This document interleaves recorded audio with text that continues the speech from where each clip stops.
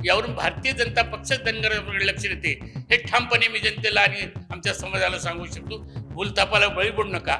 जो आपला आहे तो आपलाच असतो.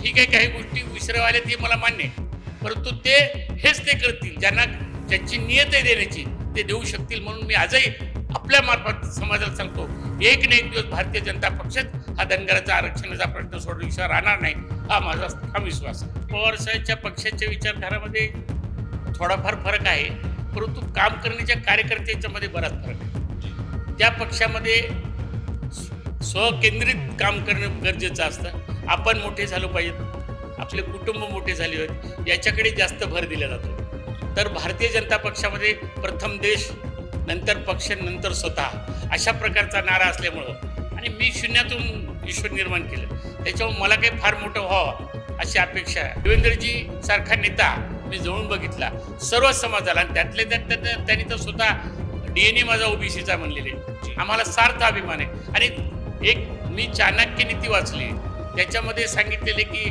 जो राजा करणी आणि कत्ती वेगळे असते तो दुराचारी होता. देवेंद्रजीचं तसं नाही, देवेंद्रजी जे बोलतात ते करून दाखवतात. असा राजा आम्हाला भेटला, हे आमचं भाग्य. महाराष्ट्रातून नुकतीच 7 जणांना राज्यसभेवर संधी देण्यात आली. त्यामध्ये असलेलं रामराव वडकुते हे नाव विशेष चर्चेत आहे.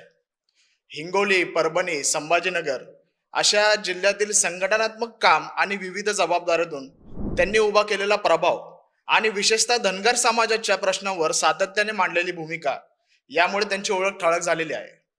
आज दैनिक मुंबई तरुण भारतच्या MahaMTV चॅनलसाठी त्यांच्या या प्रवासासह सामाजिक आणि धोरणात्मक मुद्द्यावर आपण सविस्तर चर्चा आणि संवाद साधणार आहोत.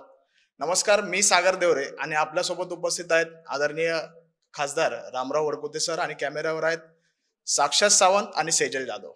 सर, सर्वप्रथम आपले खूप खूप अभिनंदन आणि आज आपण MahaMTVच्या चॅनलवर आल्यात आणि त्याबद्दल धन्यवाद. काय भूमिका आहे सर आपली? धन्यवाद. प्रथमतः आपल्या महाराष्ट्र तरुण भारत MTV चॅनलला आपण आम्हाला आमंत्रित केलं आणि आमचं स्वागत केलं, त्याबद्दल MTVचं मी मनापासून त्यांना धन्यवाद देतो. आणि ह्या चॅनलला राज्यामध्ये प्रचंड उत्साहात लोक साथ देतात, हे सुद्धा मी जवळून बघितलं. मला त्याबद्दल सार्थ अभिमान. धन्यवाद सर. सर, भारतीय जनता पक्ष आणि देवेंद्रजींच्या वतीने, देवेंद्रजींच्या नेतृत्वामध्ये तुम्हाला राज्यसभेवर निवड झाल्यानंतर आपल्या जबाबदाऱ्या अधिक वाढल्या आहेत. या नव्या भूमिकेतून महाराष्ट्रासाठी आपले कोणते प्राधान्यक्रम असतील? खरं आहे की माननीय देवेंद्रजीच्या माध्यमातून त्यांच्या नेतृत्वात त्यांनी मला अपेक्षेपेक्षा मोठी जबाबदारी दिली. मला खात्री आहे की 5 वर्षामध्ये आणि त्यापूर्वीच्या काळात त्यांनी मुख्यमंत्री असताना माझं काम जवळून बघितलं होतं आणि त्या अनुषंगाने त्यांना या पदासाठी मी योग्य वाटलो. माझी या प्रकारची मागणीसुद्धा त्यांच्याकडे तशा प्रकारची नव्हती, परंतु त्यांचं जे काम आहे ते मी जवळून बघितलं. मग ते समाजाप्रती असेल, विकासाप्रती असेल, देशाप्रती असेल आणि राज्याप्रती असेल, आणि प्रत्येक विकासाचं धोरण मग कुठल्याही पैकी, ते शैक्षणिक धोरण असो, औद्योगिक धोरण असो, ग्रामीण शेतकऱ्याचं धोरण असो, याच्याबद्दलचे त्यांचे मी विधान परिषद असताना बघितलेले निर्णय माझ्या मनाला भावून गेले. आणि त्यांनी जे काही प्रश्न सोडवण्यासाठी जे काही ज्या योजना मांडल्या, त्या योजनेचा पूर्ण आत्मसात करून मी माझ्यावर टाकलेली जबाबदारी पूर्णपणे निभवण्यासाठी आमच्या भागात, पहिल्यांदा मी ज्या भागात होतो त्याला मागासलेला मराठवाडा म्हणतात. तर मागासलेला मराठवाडा म्हणजे आपल्याला लक्षात आलं असेल की आमचा देश आणि आपलं राज्य कृषीप्रधान देश आहे आणि आमचा भाग तर मागासलेला आहे, म्हणजे औद्योगिक धोरण फार कमी प्रमाणात आहे. आणि म्हणून आमच्या भागातले प्रश्नच हे बाकी मोठ्या शहरापेक्षा वेगळे आहेत. मग त्याच्यात ग्रामीण भाग असल्यामुळे आमच्या शेतीचा प्रश्न आहे, खरी गोष्ट. म्हणजे शेतीवर पूरक उद्योगधंदे हा आमचा घटक आहे. कारण शेतकऱ्यांना काय आवश्यक असते, त्याच्या शेतीला पाणी, वेळेवर वीज, आणि त्यांनी श्रम करून पिकवलेले जे पीक असते त्याला योग्य भाव मिळावा. बरोबर. आता भाव देणं तर हा सेंट्रल आणि राज्याचा प्रश्न असतो, त्याच्यात काय मराठवाड्यासाठी वेगळा भाव द्या आणि इकडे द्या असं तर आम्हाला माननीय देवेंद्रजीला किंवा मोदी साहेबांना म्हणता येणार नाही. मग काय केलं पाहिजे, तर व्हॅल्यू ॲडिशन कसं करता येईल, आमच्या भागामध्ये शेतीपूरक उद्योगधंदे कसे आणता येतील, आम्ही पिकवलेल्या मालाचं. आणि आता बघितलं असेल केलॉक्स, आपण केलॉक्स हे मक्यापासून बनवलं, तर मका किती स्वस्त आहे आणि केलॉक्सची किंमत किती फरक आहे. म्हणजे आम्ही जो पिकवतो त्याच्यावर प्रक्रिया करून लोक कितीतरी पैसा कमवतात. हे लक्षात आल्यामुळं आमचा पहिल्यांदा जोर आहे की आम्ही जे गोष्ट पिकवतो त्याचं व्हॅल्यू ॲडिशन करून त्या ठिकाणी औद्योगिक छोटे छोटे उद्योग, कृषीपूरक उद्योग आमच्या भागात आणण्याचा प्रयत्न राहील. मी महानंदावर 10 वर्ष डायरेक्टर होतो. त्या भागामध्ये शेतकऱ्याला जोडधंदा, मग ते कुक्कुटपालन असेल, शेळी मेंढी व्यवसायाचा मी राज्याचा 2 वेळेस राज्यमंत्री दर्जा महामंडळाचा अध्यक्ष होतो. हे धंदे लोकांपर्यंत कसे येतील आणि ह्या सरकारच्या आणि आता केंद्रात गेल्यामुळं केंद्रातून NCDC-तून म्हणा वेगवेगळ्या योजनेतून आमच्या लोकांना आम्ही उद्योगधंदे करण्याच्यासाठी आणि आमचा मागासलेला शब्द पुसण्यासाठी मी 6 वर्ष देवेंद्रजीच्या, माननीय मोदी साहेबाच्या, आमचे राष्ट्रीय अध्यक्ष असतील, मान्य अमित शहाजी असतील, बावनकुळे साहेब असतील, ज्या नेतृत्वाने मला ही जबाबदारी दिली, मी आपल्या मार्फत श्रेष्ठींना शाश्वत करतो की आपण दिलेली जबाबदारी पार पाडण्यासाठी मी कटिबद्ध आहे आणि अहोरात्र प्रयत्न करून मी स्पष्टपणे जी जबाबदारी दिली त्या दिवसापासून पूर्णपणे पक्षाच्या बरोबर आपल्या भागाचा कसा विकास करेल यासाठी काम करणार, घरची जबाबदारीतून पूर्ण मुक्त झालेला आहे आणि समाजासाठी वाहून घेण्याचा शब्द दिलेला आहे. सर, सामाजिक न्याय आणि समाजाच्या चळवळीसोबत आपली राजकीय कारकिर्दीमध्ये झालेला पक्ष बदल हा अनेकांसाठी उत्सुकतेचा विषय ठरलेला आहे. राष्ट्रवादी काँग्रेसमधील प्रवासानंतर भाजपमध्ये प्रवेश करण्यामागचा नेमका कोणते विचार, अनुभव आणि परिस्थिती आपल्याला कारणीभूत ठरली आहे? नाही, राष्ट्रवादीमध्ये पवार साहेबांनी खूप मला संधी दिली. ते काही त्यांचं नाकारण्याचं कारण आहे. माझ्यासारख्या सर्वसामान्य माणसाला 2दा राज्यमंत्रीपद दिलं, एकदा न मागता तिकीटसुद्धा दिलं आणि विधान परिषदेवर सुद्धा माझी मागणी नव्हती, त्यांनी बोलून मला त्या ठिकाणी दिलं. त्यांच्या लक्षात आलं की एक गरीब समाजातला पोरगा समाजासाठी रात्र झटतोय, त्याला संधी दिली पाहिजे, त्या संधीतून दिलं. परंतु पवार साहेबांचे जसे विचार आहेत तसं त्यांच्या खालच्या कार्यकर्त्याचे विचार नव्हते आणि म्हणून ते मला त्रास देत होते, टॉर्चर करत होते, विकासाला आडवं येत होते आणि मग माझ्या लक्षात होतं की पवार साहेब मदत करतात पण त्यांचे लोक मदत करत नाही आणि माझं तर समाजाप्रती बांधील होतो मी. आणि मग 5 वर्ष विकासाच्या दृष्टिकोनातून देवेंद्रचं काम बघितलं. सरकार मोदी साहेबनी आमदार झाल्या झाल्या मोदी साहेब देशाच्या सत्तेत आले, त्यांचा विकासाचा दृष्टिकोन बघितला तर माझ्या लक्षात आले की इथं जरी काही आपल्याला कमी संधी नसेल तरी सुद्धा अजून चांगल्या प्रकारच्या विकासाची जाण असणारं नेतृत्व देशाचे पंतप्रधान मोदी साहेब आहेत. त्याबरोबर अमित शहाचं बघितलं होतं आणि देवेंद्रजीच्या हाताखाली तर त्यांच्याबरोबर आम्ही कामच केलं. प्रश्न वेळोवेळी मी त्यांच्यासमोर माझ्या आरक्षणाचे मांडले, त्याचं त्यांनी ज्या पद्धतीने उत्तर दिले किंवा सोडवण्याचा जो प्रयत्न केला त्या सगळ्या गोष्टी बघितल्या तर अजून जास्त प्रमाणात शेवटी माणसाला परीक्षा पास होताना 50% घेण्याच्या ऐवजी 90% घेतले तर आनंद असतो.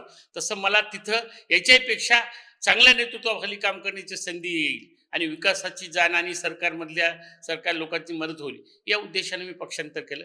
पक्षांतर करण्यामागं काय आणि एक पक्ष सोडल्यानंतर आमची कुठेही कटुता नेतृत्व आलं नाही. पक्ष सोडल्यावरही पूर्वीचे जसे संबंध होते तसेच माझे मान्य पवार साहेबांशी राहिले, तसेच संबंध माझे अजितदादाशी राहिले, तसेच संबंध माझे सुप्रिया सुळेशी राहिले, तसेच संबंध माझे जयंत पाटलाशी राहिले. माझा नेता तर त्यावेळेस R.R. पाटील होते पवार साहेबांच्या नंतर, पण ते ईश्वराने अवेळी त्याने गेल्यामुळं तसं मी डायरेक्ट पवार साहेबाचा कार्यकर्ता झालो. परंतु मला कधी तिथं असं कमी पडले नाही, पण विकास अजून जास्त गतीने करता येईल आणि म्हणून जसा प्रवास करताना रेल्वेनी बरेच तास लागणार, विमानाने गेले तर कमी तासात होतो, हाच उद्देश डोळ्यात ठेवून मी पक्ष सोडलेला आहे. त्या दोन्ही पक्षामधला अनुभव कसा आहे? आता राष्ट्रवादी काँग्रेसमध्ये आपण फार काळ काम केलं आहे आणि आता भाजपाच्या संघटनात्मक कामकाजामध्ये देखील आपण सक्रिय राहिले आहे. या दोघांचा अनुभव थोडक्यात कसा सांगा? विचारधारामध्ये पवार साहेबच्या पक्षाच्या विचारधारामध्ये थोडाफार फरक आहे, परंतु काम करण्याच्या कार्यकर्त्याच्या मध्ये बराच फरक आहे. त्या पक्षामध्ये स्वकेंद्रित काम करणं गरजेचं असतं. आपण मोठे झालो पाहिजेत, आपले कुटुंब मोठे झाले आहेत याच्याकडे जास्त भर दिला जातो. तर भारतीय जनता पक्षामध्ये प्रथम देश, नंतर पक्ष, नंतर स्वतः अशा प्रकारचा नारा असल्यामुळं आणि मी शून्यातून ईश्वर निर्माण केलं, त्याच्यामुळे मला काही फार मोठं व्हावं अशी अपेक्षा आहे. माझ्याकडे पहिलं कोणी ग्रामपंचायत सदस्य नव्हतं, आताही माझे पोरं फार काही राजकारणामध्ये मी पुढं आणा अशातला प्रकार नाही.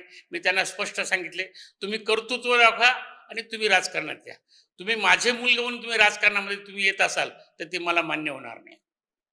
आपल्या राजकीय आणि सामाजिक प्रवासाकडे सर पाहताना या टप्प्यापर्यंत पोहोचण्याचे कोणते अनुभव सर्वाधिक महत्वाचे ठरले? जसं सामाजिक चळवळीमध्ये तर आपण फार अग्रेसर आणि आंदोलनात्मक भूमिका नेहमी मांडत आलात आणि राजकीय जेव्हा विधानिक समाजाच्या मागण्या आणि भूमिकांना जेव्हा विधानिक गतिविधी द्यायची होती, यामधला नेमका फरक आणि सर्वाधिक महत्वाचा ठरलेला अनुभव आपला कोणता आहे सर? नाही, प्रश्न ज्या वेळेस मी राजकारणामध्ये पहिल्यांदा कारखान्याच्या माध्यमातून आलो, जी.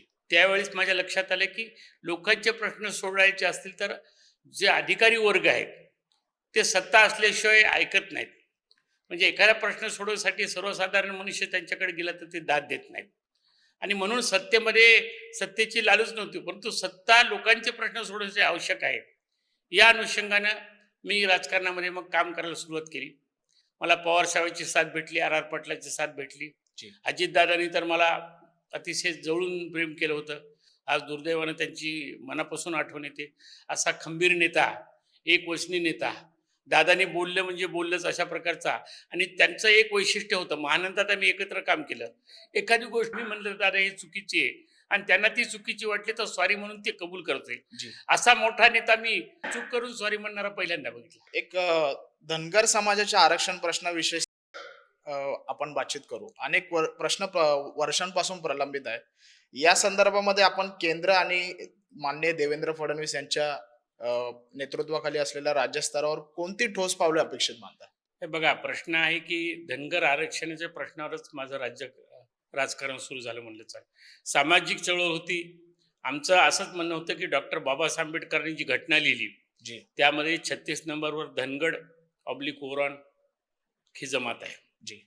आज मी वेळोवेळी विधान परिषदेमध्ये सुद्धा, मी या पक्षात नसताना सुद्धा, देवेंद्रजी मुख्यमंत्री असताना सुद्धा, पवार साहेब सुद्धा असताना सुद्धा आम्ही त्यांना एकच सांगितलं की हा शब्दाचा झालेला चुकीचा अर्थ आहे. जसं मराठीमध्ये बळराम जाखड हे र लिहिल्या जाते इंग्रजीवर. मी ज्या जिल्ह्यामध्ये राजकारण करतो पूर्वी तिथं गंगाखेड नावचं स्टेशन आहे. तिथं अजूनही निजामाच्या काळापासून, इंग्रजाच्या काळापासून तिथं गंगाखेडचं इंग्रजी स्पेलिंग डी आहे आणि मराठीतलं र आहे. म्हणजे हा भाषेचा प्रश्न आहे. आणि मग ती प्रेसिडेन्शियल ऑर्डर करताना झालेली चूक आहे. परंतु शेवटी प्रेसिडेन्शियल ऑर्डर झालेली चूक ही कायद्याप्रमाणे दुरुस्त करावी लागली जी. आणि म्हणून एवढा वेळ लागतो. आणि म्हणून आमचं सरकारला म्हणणं आहे की बाबा आज राज्यामध्ये एकही धनगड नाही आणि प्रेसिडेन्शियल ऑर्डरमध्ये तर धनगड आदिवासी आहेत. मग तुम्ही दाखवा कोणते आदिवासी आहेत. प्रेसिडेंटची ऑर्डर एखादी जात अस्तित्वात नसेल तर तिथं टाकणारच नाही. ज्या अर्थी ती टाकली त्या अर्थी ती कोणीतरी असली पाहिजे, तेच आम्ही आहोत. आणि मग त्याच्यासाठी तुम्हाला एकतर तुम्हाला जर कायदेशीर राज्य पातळीवर जी आर काढता असेल तर तो जी आर काढा. अदरवाईज तुम्हाला केंद्रातला प्रश्न आहे असं म्हणतात, तो केंद्राकडे तुम्हाला काय कायदेशीरदृष्ट्या पाठपुरावा करून आमचा प्रश्न सोडवा. कारण आमच्यापेक्षा आपण हुशार आहात, आपण राज्यकर्ते आहात. आणि देवेंद्रजींनी हे स्वतःच कबूल केलं. बारामतीच्या मोर्चामध्ये त्यांनी त्या ठिकाणी मोर्चा सोडताना सांगितलं होतं की पहिल्या कॅबिनेटमध्ये मी धनगर आरक्षण प्रश्न सोडू, हे त्यांनी कबूल केलं होतं. आणि ते करण्यामध्ये तांत्रिक अडचणी त्यांना आल्या. मी विधान परिषदेचं सोडण्यापूर्वीचं जे शेवटचं अधिवेशन होतं त्याच्यात माझा प्रश्न त्यांना होता की तुम्ही शब्द दिला होता आणि मग तुम्ही काय झालं. त्यांनी कबूल केलं, दिला होता, परंतु एवढी टेक्निकल अडचण हे मला माहीत नव्हतं असं स्पष्ट त्यांनी कबूल दिली. आणि मला खात्री आहे आता राज्याच्या दृष्टिकोनातून देवेंद्रची ज्या वेळेस आमच्या बैठका होतात, यापूर्वी सुद्धा 8 दिवसापूर्वी खासदार झाल्यावर सुद्धा बैठक झाली, तर त्यांनी म्हणले की बा ॲडव्होकेट जनरलला बोलून आपण कायदेशीरदृष्ट्या कसा प्रश्न सोडवेल. आता योगायोगानं त्यांच्या आशीर्वादानं मी केंद्रात गेलो. जसं राज्यामध्ये मी विधान परिषद असताना रेकॉर्ड सांगतो की एखाद्या प्रश्नावर विधान परिषद 1 किंवा 2 वेळेस बंद पाडायची. मी आणि माझे सहकारी आमदार होते, आम्ही या प्रश्नावर 4 वेळेस विधान परिषद बंद पाडली. हे रेकॉर्ड तयार केलं. तो प्रश्नाचा आमचा ज्वलन प्रश्न आणि त्याच्यासाठी अहोरात्र मी केंद्रात मध्ये आता ज्या दिवशी निवडून आलो त्या दिवशीचं दुसऱ्या दिवशीचं स्टेटमेंट आहे. काही मी जरी खासदार झालो तरी मी धनगराचा प्रश्न सोडणार नाही, त्याच्या बरोबरच राहील, हा माझा ठोस भूमिका आहे. आणि म्हणून तो प्रश्न आमच्यासाठी, आमच्या समाजासाठी अतिशय ज्वलन प्रश्न आहे. तो सोडून आम्ही बाकी काहीच बघणार नाही. केंद्रामध्ये आता मला संधी मिळाली, जसं देवेंद्रजीकडे इथून बऱ्याच, आता देवेंद्रजीनं टेक्निकल अडचण धनगर समाज सवलती देता आला नाही, पण त्यांनी आदिवासीला जे मिळतंय त्या 22 योजना आमच्यासाठी लागू केल्या, ज्यामध्ये धनगरांचे मुलं इंग्रजीमधून शिक्षण घेत आहेत. आम्हाला इलेक्ट्रिसिटीचं काय असेल, बऱ्याचशा सवलती आदिवासीला मिळतात. ते आम्हाला मिळाल्या. म्हणजे शेवटी अंगणात गेल्यानंतर घर मिळेल ही जी म्हण आहे, तर आम्हाला देवेंद्रजींनी अंगणात बसवलेले आहे. आता घरात काही दिवस बसतील हा मला तरी आत्मविश्वास आहे. कारण ज्या पद्धतीनं भारतीय जनता पक्षाने जे आम्हाला कॅबिनेट केलं, असं सभापती केलं, महात्मे सारख्याला पहिल्यांदा राज्यसभेवर पाठवलं, दुसऱ्यांदा माझी मागणी सुद्धा नसताना आज उच्च हाऊसला पाठवलं. यावरून भारतीय जनता पक्षच धनगरांकडे लक्ष देते हे ठामपणे मी जनतेला आणि आमच्या समाजाला सांगू शकतो. भूलथापाला बळी पडू नका. जो आपला आहे तो आपलाच असतो. ठीक आहे, काही गोष्टी विसरवायला ते मला मान्य आहे, परंतु हेच ते करतील ज्यांची नियत आहे देण्याची, ते देऊ शकतील. म्हणून मी आजही आपल्या मार्फत समाजाला सांगतो, एक ना एक दिवस भारतीय जनता पक्षच हा धनगराचा आरक्षणाचा प्रश्न सोडविषयी राहणार नाही, हा माझा ठाम विश्वास आहे. म्हणजे आपण आताच्या विरोधी पक्षामध्ये आणि त्यावेळेच्या सत्ता पक्षामध्ये असलेल्या राष्ट्रवादी काँग्रेस अशा पक्षांसोबत आपण त्यावेळी कामकाज केलंय.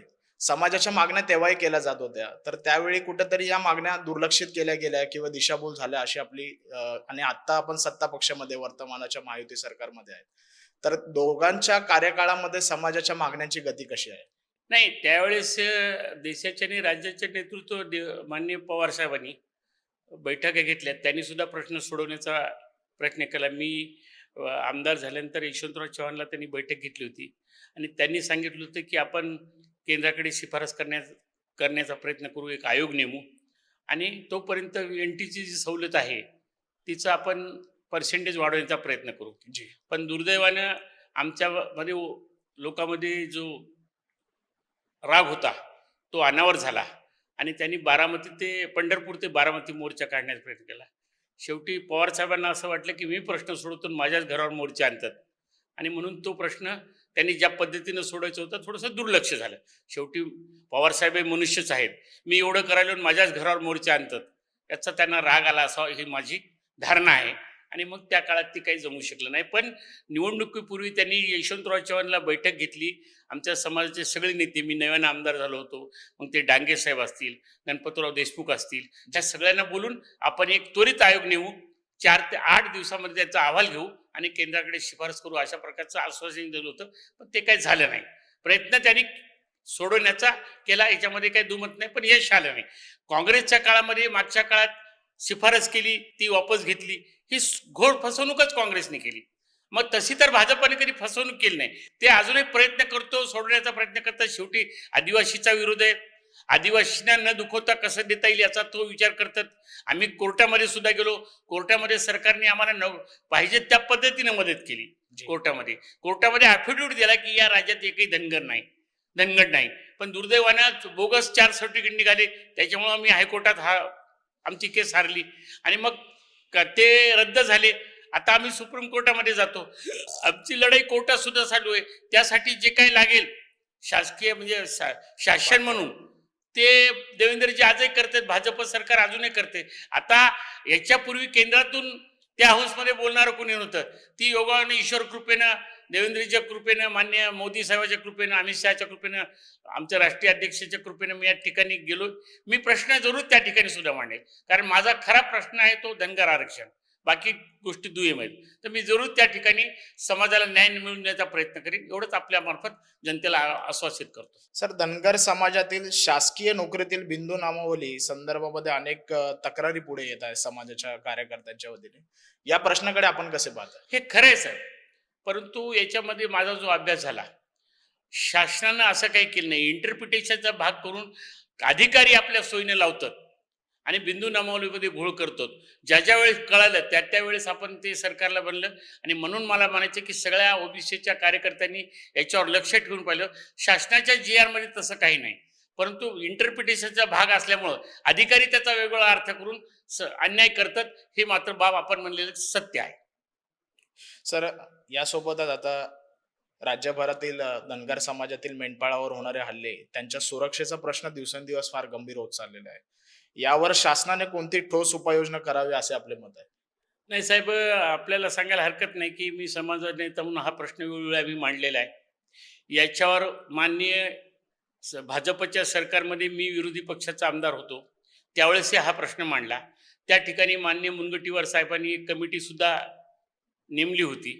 त्या कमिटीने, त्या समितीने अभ्यास करून हा प्रश्न मेंढपाळाचा चारण्याचा प्रश्न कसा सोडवायचा याबद्दल त्या समितीला अभ्यासही करायला सांगितला. अजूनपर्यंत मेंढपाळावर होणाऱ्या हल्ल्याच्या बाबतीमध्ये ठोस निर्णय सरकारने अजून घेतले नाही. आमची त्यांना मागणी आहे की त्यांच्या छोट्या मुलीवर कधी कधी बलात्कार होतो, त्यांच्यावर अन्याय होतात, यासाठी सरकारने कडक कायदा करावा ही आमची मागणी आहे. आणि तो पाठपुरावा खासदार येण्यानंतर मी मुख्यमंत्र्याकडे आता जरूर करणार आहे. हा प्रश्न सोडवण्यासाठी मी कटिबद्ध आहे. धनगर समाजासाठी सर निधी अपुरा असल्याची भावना समाजातील कार्यकर्त्यांची आहे. या संदर्भामध्ये आपण काय बदल अपेक्षित मानता सर? नाही, हे खरं आहे. परंतु राज्य शासनाची आर्थिक परिस्थिती बघता ज्या योजनेला वेगवेगळ्या प्रकारे निधी दिला जातो, जी. त्या सगळ्याच योजनेला कमी निधी दिला जातो आणि त्याच तुलनेत आम्हाला सुद्धा कमी केला जातो. पण आमचा आता आग्रह राहील त्यांना की बाबा आमचा बॅकलॉग बराच आहे, तर आपण ते सगळे निकष जे बाकीच्यांना होतो तो आम्हाला न होता. या समाजामध्ये एकतर IPS अधिकारी कमी आहेत, IAS अधिकारी कमी आहेत. आमचा समाज खरा जे बाबासाहेब आंबेडकरला जे मागासलेले निकष लावले जाते त्याच्यात आम्ही बसतो. आता जी. सर्व समाज आरक्षण मिळालं, पुढे पुढे सरकले, आम्ही उलट मागायला लागले. एकेकाळी आमचे 12 आमदार होते, आता कुठं 5-7 वर येऊन बसले. म्हणजे आमची प्रगती होण्याची ती अधोगती होत आहे. आणि मग सरकारला आम्ही लक्ष ठेवून आहेत की आता तुम्ही आम्हाला तरी प्रवाहात आणण्यासाठी आम्हाला निधी द्यावा, अशी आमची मागणी आहे. सर पुण्यश्लोक अहिल्यादेवी मेंढी व शेळी विकास महामंडळाबाबत देखील अनेक मागण्या समाजातून येत आहेत. या संस्थेला सक्षम करण्यासाठी आपली भूमिका काय असेल? या संस्थेच्या वतीने आपण नेतृत्व सुद्धा केलेलं आहे. जी, या संस्थेला अधिकाधिक सक्षम करण्यासाठी काय भूमिका बघा, असेल? पहिल्यांदा मला ज्यावेळेस महामंडळाचं अध्यक्षपद मिळालं, दुर्दैवाने ते सुद्धा पूर्ण काळ मिळाला नाही. परंतु पहिल्यांदा त्यावेळेस 1978ला हे महामंडळ झालं. या महामंडळामध्ये कधीही कोणाला काही कर्ज वाटप केले नव्हते. मी त्यावेळेस अभ्यास करून चांगल्या प्रकारचा योजना तयार करून राज्यामधल्या मेंढपाळांना कर्ज पुरवठा केला माझ्या काळात. त्याच्यात सबसिडी ठेवली काही प्रमाण. पण सुदैव आमचं सगळ्यांचं शेतकरी सन्मान निधीमध्ये पवारसाहेबांनी जी कर्जमाफी केली, त्याच्यामध्ये सगळ्या धनगर समाजाचे आमचे कर्ज 100% माफ झाले. त्याच्यानंतरच्या दुसऱ्या पिरियडमध्ये मला पुन्हा अर्धाच पिरियड मिळाला, दुसऱ्याला काढून मला मिळालं. त्यावेळेस मी त्या महामंडळाचं नाव जे शेळी मेंढी विकास होतं, जे आमचं दैवत आहे पुण्यश्लोक अहिल्यादेवी, त्यांचं नाव दिलं. त्याचं कधी मी मार्केटिंग केलं नाही आणि त्या महामंडळाचं नाव पुण्यश्लोक अहिल्यादेवी केलं. त्यावेळेस मी योजना करत असताना पुन्हा मला विधान परिषदेवर गेल्यामुळं त्या महामंडळाचं अध्यक्षपद मला स्वीकारावं लागलं. परंतु आज मी त्या मंडळावर जरी नसेल तर आज या राज्याचा खासदार या नात्यानं आणि समाजाचा घटक म्हणून त्या महामंडळाचा भरीव निधी मिळवून देण्याचं काम मी आपल्या मार्फत जनतेला सांगतो की नक्की करीन. महामंडळाचा अध्यक्ष असणं काय नसणं काय, पण एक आज राज्याचा प्रतिनिधी म्हणून मी त्या ठिकाणी त्या महामंडळाला पुनर्जीवन करण्याचं काम करण्याच्या मानसिकतेमध्ये आहे. सर आता येणाऱ्या आगामी पुण्यश्लोक अहिल्यादेवी महाराणी यांची जयंती आता येत आहे. या निमित्त आपण समाज म्हणून काय उपक्रम राबवणार आहात आणि राज्यभरामध्ये ही जयंती कशी साजरी करण्याचं आपण आवाहन समाजाला करणार हे आहात? बघा, ज्या दिवशी 300वी जयंती सुरू झाली, मी प्रथमतः आपल्या मार्फत या देशाच्या पंतप्रधानाला, राज्याच्या मुख्यमंत्र्याला धन्यवाद देतो की कधी नाही ते पूर्ण राज्यात आणि देशात अहिल्यादेवीची जयंती साजरी करण्याचा निर्णय सरकारने घेतला. जी. ग्रामपंचायत पातळी लेवलपर्यंत काही ठिकाणी तर तो फोटो मिळत नव्हता, ग्रामसेवक परेशान होते. कुठंतरी इकडं पळून कसा तो फोटो मिळवता येईल असे प्रयत्न करून जयंती साजरी झाली. मी या 300 जयंतीमध्ये आमच्या समाजाच्या या होणाऱ्या 300 जयंतीमध्ये वेगवेगळ्या ठिकाणी पुतळे बांधण्याचं काम चालू आहे आणि त्या माध्यमातून लोकांना शिक्षण देण्याचं सुद्धा काम करण्याचं आव्हान चालू आहे.